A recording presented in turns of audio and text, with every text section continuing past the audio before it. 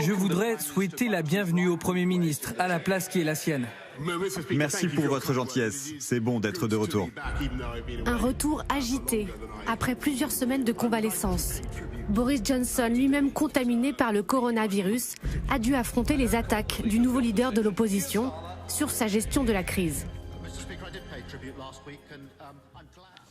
Nous avons le bilan le plus élevé en Europe, le second dans le monde. Ce n'est pas un succès, ni même un semblant de succès.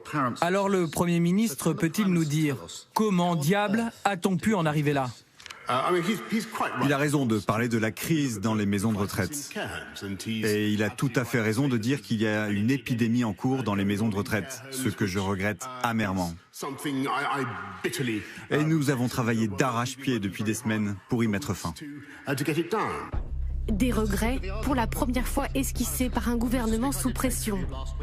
La barre symbolique des 30 000 victimes a été franchie cette semaine. Et les critiques pleuvent. Manque d'équipement dans les hôpitaux, stratégie de dépistage défaillante et surtout un confinement décidé tardivement, le 23 mars.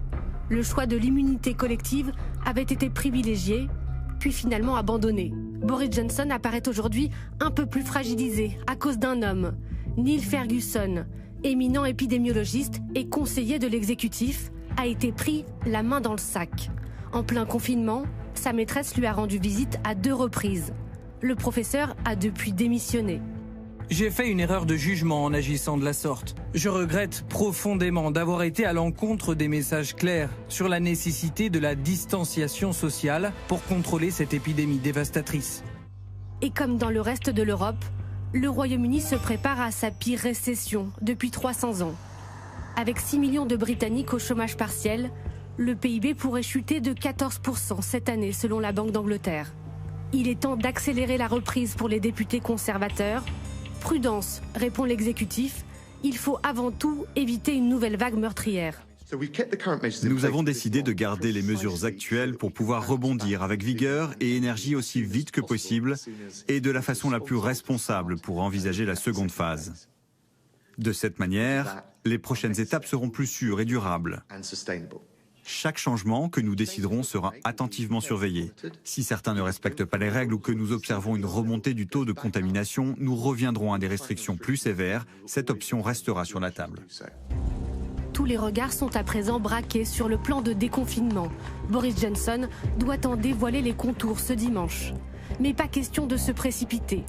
Quelques assouplissements légers devraient être introduits lundi prochain. Ce soir, c'est la reine qui s'adressera à la nation à l'occasion des commémorations du 8 mai. Il y a un mois, elle avait appelé les Britanniques à faire front contre l'épidémie. Ensemble, nous luttons contre cette maladie. Et je tiens à vous assurer que si nous restons unis et résolus, nous la vaincrons. Fortement endeuillé, le royaume se console en célébrant le personnel soignant, mais aussi un héros national, Captain Tom Moore. Happy birthday to you. Ce vétéran de la Seconde Guerre mondiale, tout juste centenaire, a pu offrir un beau cadeau aux hôpitaux. La coquette somme de 33 millions d'euros, récoltée grâce à la générosité des Britanniques.